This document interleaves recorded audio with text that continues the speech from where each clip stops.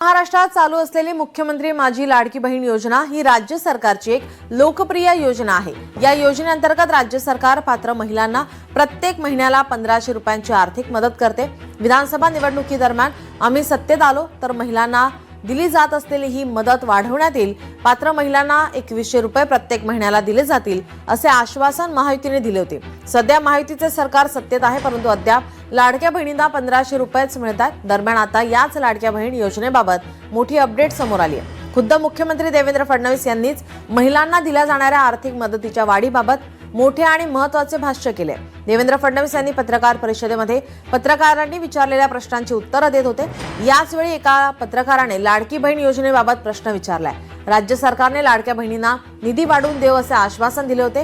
हे अधिवेशन लाडक्या बहिणींच्या आनंदात भर टाकणारे ठरेल का असे विचारताच योग्य वेळी योग्य निर्णय होतील, काळजी करू नये असं स्पष्टीकरण फडणवीसांनी दिलंय।